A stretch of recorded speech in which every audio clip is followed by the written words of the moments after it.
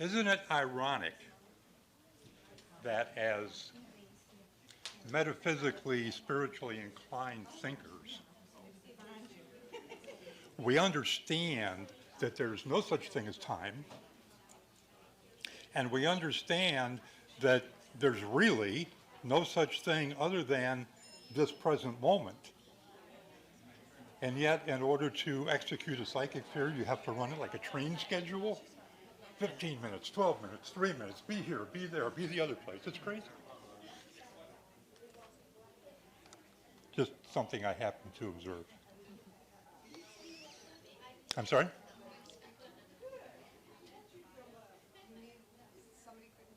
If you would like to fill, okay.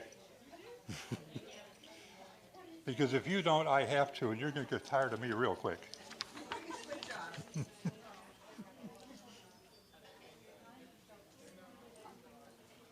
I'm supposed to speak at 12:30, and I will, but we did talk about angels earlier, so I thought maybe we'd talk a little bit about angels and getting in touch with your angels. Hi, everybody. I'm Deni. I'm a master tarot reader, psychic medium, kind of a mutt. I do a lot of everything.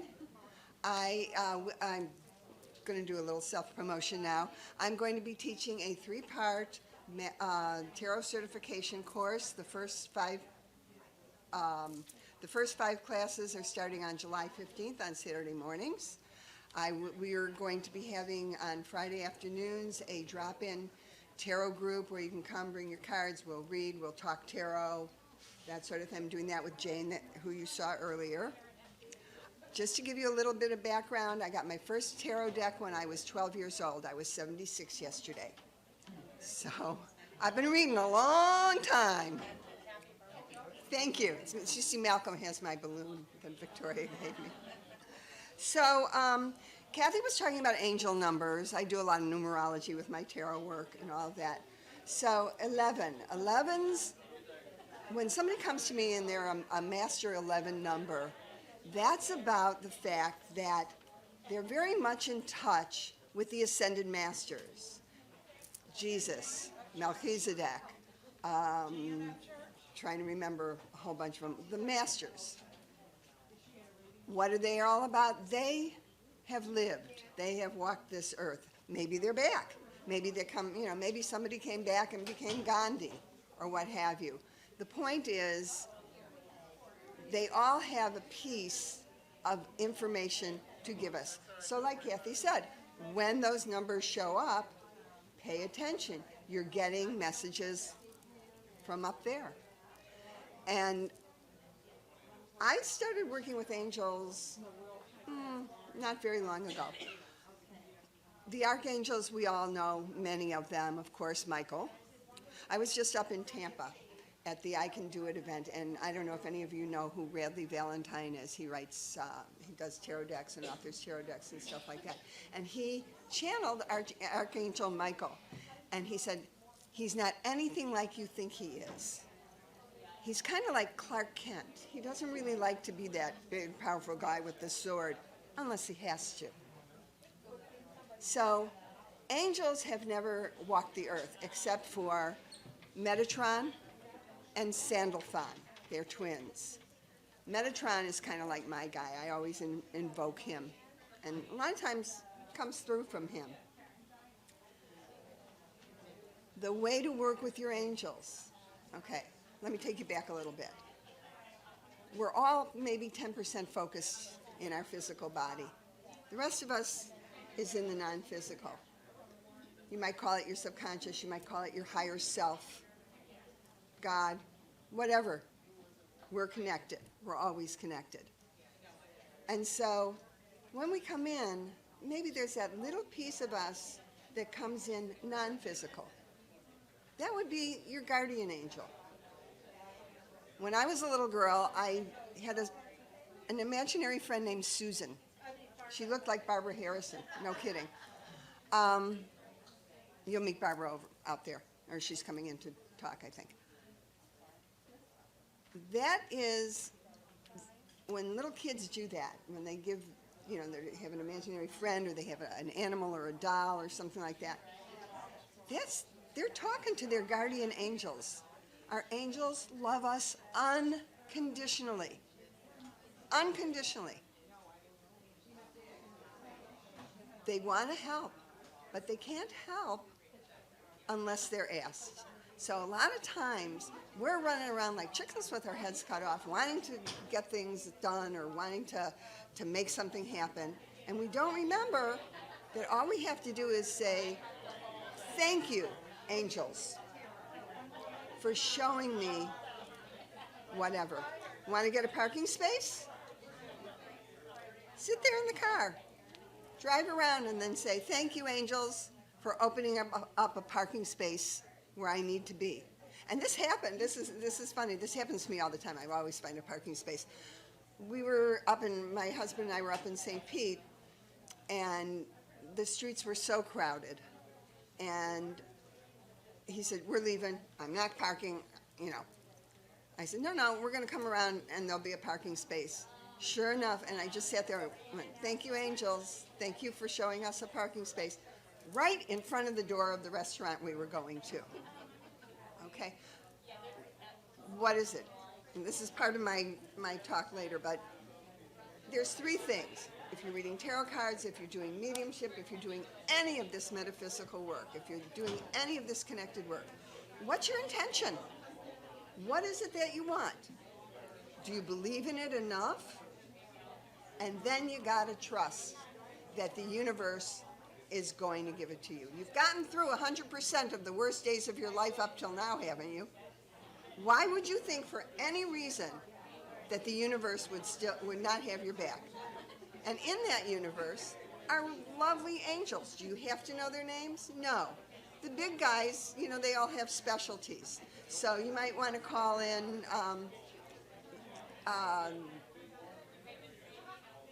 you're waiting for a message, okay? Gabriel. Okay, I really want to hear. I have put in my application and my resume for a job. I really want to hear. Thank you, Archangel Gabriel, for bringing me the message I'm looking for. You want to feel better? Raphael, with his green light of healing. Just, you know, you're not feeling great today. Okay, thank you. Thank you, Archangel Raphael. It's really easy to tap into your angels, but I'm going to ask you, how many of you are meditating? Anybody meditate? Okay. Why do we meditate? You can't shut thought off. All you can do is slow it down. And if you're meditating, you're getting that understanding of what it means to sorry, I needed water. Slow your thought down so that you can let in what the universe, what your angels want you to know. When your monkey mind is going 1,000 miles an hour, you have to remember, it's not your circuits, it's not your monkeys. And you are in charge. That's the thing. Nobody else is. You can't find validation from another person. You can only find validation from within. Meditation is helpful. Also, you know what? When you're meditating, you're breathing. How many of you think during your day to just go and breathe? You know, we need that. We all need that. So I'm vamping here, by the way. You're doing great. But the point is, you have to be connected. And I'm just going to do it. Everybody close your eyes. Can we somehow? Okay. It's a metaphor It's a metaphor? Okay, for all just, the mental chatter that right. gets in our way. Okay, just close your eyes. How are you breathing? When you're breathing, are your shoulders coming up like this? Okay, that's fight or flight. You got to breathe from your belly. You got to breathe from your belly. That's where you're going to get the good air. In with the good air.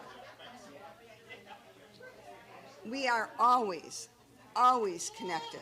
Always connected to spirit, to God, whatever you want to call it. We are connected. But we allow everything that's happening in our life to let us split off from that connection. You're never not connected, but we forget it a lot. So, close your eyes. And I'm going to give you an exercise, and I hope you all will use this every day. Okay? Just close your eyes. Take a few breaths from the belly. And visualize that beneath your feet, connected to your feet, are tree roots that take you all the way down into the crystalline energy of Mother Gaia. All the way down. All the way down. And take a breath. And bring that energy up to your ankles, your knees, your thighs, into your chakras, all the way up through your chakras, all the way up through your torso, all the way through the chakras, all the way to your crown chakra. And let it swirl around up your spine. And then let it settle in your heart chakra, because nothing happens without it coming from your heart chakra. And then feel like you have a big golden pitcher above your head that's pouring down energy all the way down through your chakras, all the way down, and back up, and together, meeting and swirling in your heart chakra. And just feel yourself expanding. Just feel yourself expanding. And just stand for a minute like that, or lie down for a minute like that, or whatever it is that's comfortable for you. And feel that connection. And as you feel that connection, feel a beautiful pink bubble around you that only light and positive thoughts and feelings can get in or get out. And allow those energies to stay swirling in your body, in your bubble. Take a few more breaths. And remember this, when you get split off, when you start to, your mind monkeys start you going about things you have no control over, remember to get that you're bubbled up. And before you walk out that door every day, bubble up. Bubble up. Okay? So now you have something that you can think about when you start going down that rabbit hole of negativity. Think about cloud bunnies. Think about puppies. Think about kittens. Get yourself back in that bubble. Get yourself, it's always there. You're always connected. Are you ready for me to stop? Okay. So there we are. Come back at 12:30. I'm going to continue. I spoke a little about angels earlier. I just want to introduce myself. I'm Deni. I'm a master tarot reader, psychic medium, kind of a spiritual mutt. Just want to put it out there, starting Saturdays on the 15th of July, I will be doing the very first five-class segment of my 3-part tarot certification course. And I hope to see some of you there. Also, on Friday afternoons, we're going to be doing a tarot drop-in where everybody bring your cards, we'll read for each other, we'll talk tarot. I think there's going to be a once-a-month meditation group also on Saturdays. So I hope to see you. Why isn't it given? What do you do first thing in the morning? What's the first thing you do every morning? Mm-hmm. Before you get out of bed, what's the first thing you do? Brush your teeth. Do you say thank you? Okay. Thank you. I turned 76 yesterday. I think every day, trust me. But what else do you do? First thing you go for, you pick up that phone, start scrolling. How many of you do that? Good if you don't. So, go to the bathroom, look in the mirror. You're bleary, maybe you're up too late, maybe you're still tired. Do you give yourself a high five? What do you do when you give yourself a high five? What are you? You're uplifting. It's like the coach when the little kid comes in and says, "Oh, I did a terrible job, coach," and the coach says, That's okay. Get on out there and give them a high five. Give yourself a high five every morning. Wake yourself up. And meditate. We talked about this. Slow down the mind monkeys. When you meditate, you're listening. The message may not come through when you're meditating, but it'll come through during the day. We also talked a little earlier about bubbling up. And I'll go through this fast, but just visualize under your feet are tree roots to the crystalline energy of the earth. Bring it up all the way through, down your spine. Let it settle in your heart chakra. Bring in the light from above.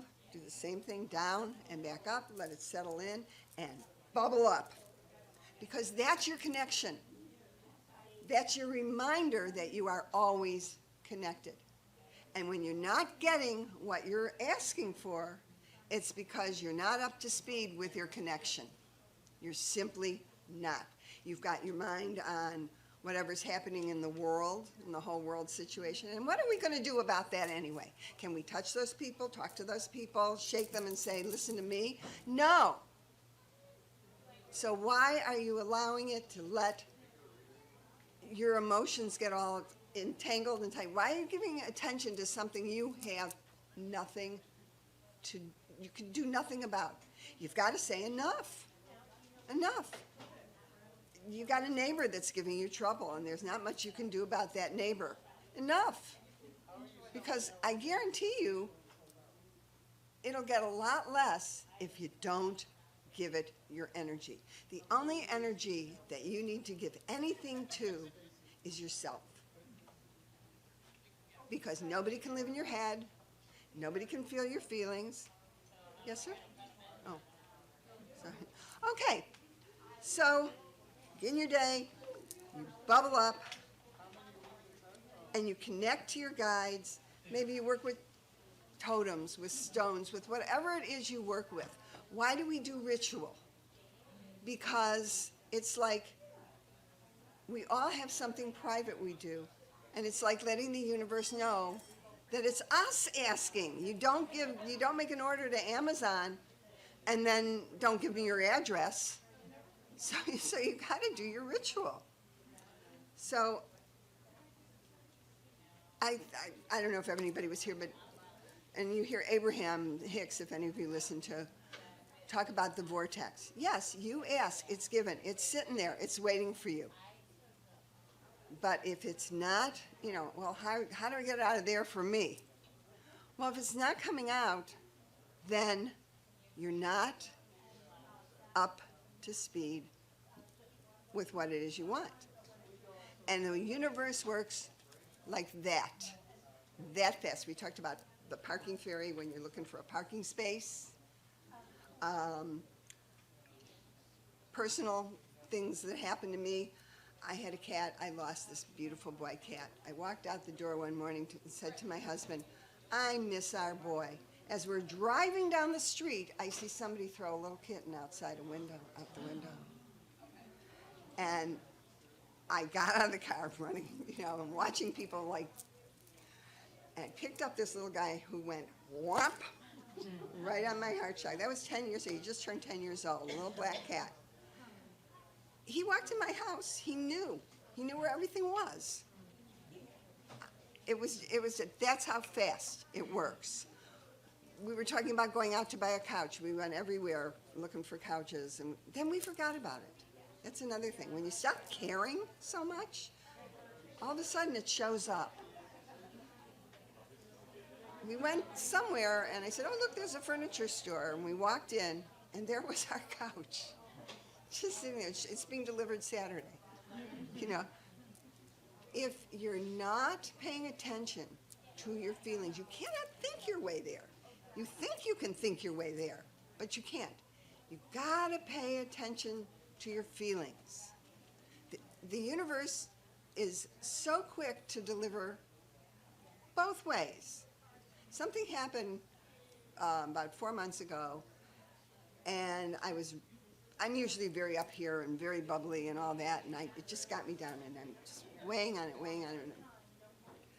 And my husband and I were walking out the door, and I turned around, stepped on my shoelace, came down on my left hip, and broke the femur off. That's how fast, because my energy was everywhere but where it should have been. I'm fine, by the way. But understand, it can happen like that. All we have is this moment. What are you going to fill it up with? Are you going to fill it up with worrying about what's going on in the world? Are you going to fill it up with what this guy's doing and that guy's doing? Why? Why? What does that have to do with you and what you want?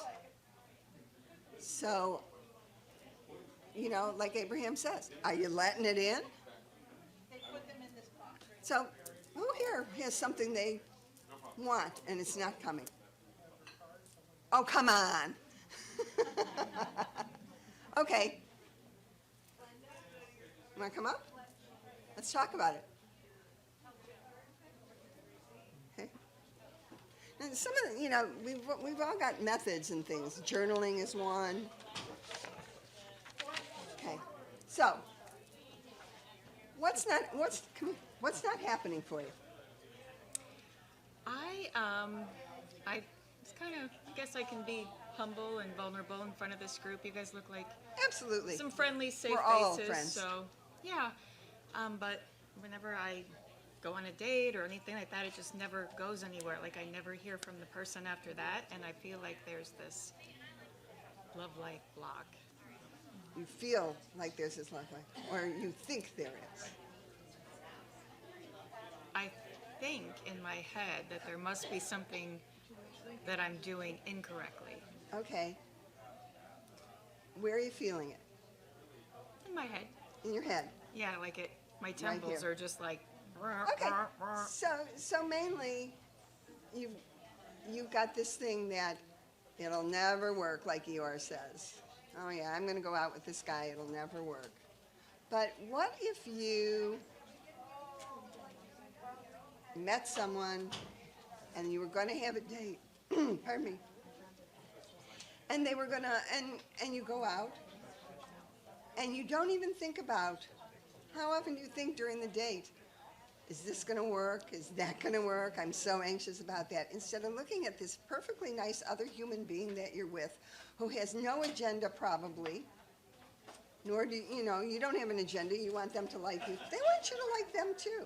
So you might want to listen and look at this person and find things to like about that person. The conversation's going to change. Think about that. If you're on a date with someone, what do you want to hear from them? That they're having fun in my company, that they're enjoying themselves. Okay. So how are you going to make it fun for them? I don't know. So you're worrying. Okay? Worry doesn't get you anywhere. Okay? It robs you of your joy. And if you worry and it doesn't happen, you're worried for nothing. And if you worry and it happens, you're gonna handle it anyway. You've handled everything in your life that you've ever had to handle. So why worry? Not worth it. So maybe when you go out with this person, can you think in terms of, oh, they have nice eyes, they have things about this other person that you're with that maybe would make you smile? Because you know when you give one, you get one back. Yeah. Smiling is good. I don't even know if I smile or not. Yeah, yeah. Looking for the positive in this person, because they're going to feel it. They're going to feel that you're seeing something good about them. You want them to see something good about you, okay? But how are you feeling? Remember, there's either positive or not positive. You say unkind things about another person, or even think unkind things about another person, where that doesn't feel so good. But when you're feeling something kind or nice or something positive about another person, how's that feeling? It puts you in a different state. Yeah, It does. yeah. Then maybe you'll get that next date, if you want it. That's true, yes. You get to choose. You get to choose how you feel. You get to choose what you say. You get to choose all this. And that's the one thing, like we always forget that. What is that? I don't know why, but we do. So next time, when you have the opportunity, turn it around a little bit. Turn it around. Don't worry about if he likes you. Try to like that person. Find something positive about that person. Maybe you won't, but it'll be your choice whether you go out with that person again. Right. Okay? Well, thank you. Thank you very much. Thank you for sharing. So, yeah, think positive, keep your thoughts up, all that stuff. But guess what? You still have to do divine action, okay? You know about vision boards, you know about visualization, you know about all that stuff. You can make a beautiful vision board and stare at that darn thing for hours. I'm sure most of you or many of you have watched the movie The Secret. Visualize yourself driving that car. And that's a big piece of it. Dream big. Dream so big. But then the next step is figure out what it would take. Oh my God, that fast? Okay, figure out what it would take to get you there. Think about that. Maybe you want to run a marathon. What would it take to run a marathon? Getting up in the morning, running in the rain, that sort of thing. Visualize yourself doing that. And pat yourself on the back even if you haven't done it yet. And then you got to take the next step. And you got to chunk it down. You're here. You want to be here. You got to take the baby steps to get yourself there. Because when you get here, you're going to want to be there. So you got to mix it up. But you've got to take, visualization is action. So as I'm getting this wind down, I'm going to leave you with this. Be nice to everybody. Everybody's carrying a burden. And there's love and there's fear. Fear is false evidence appearing real. It doesn't exist. All we have is love. Come from your heart chakra. I love you all.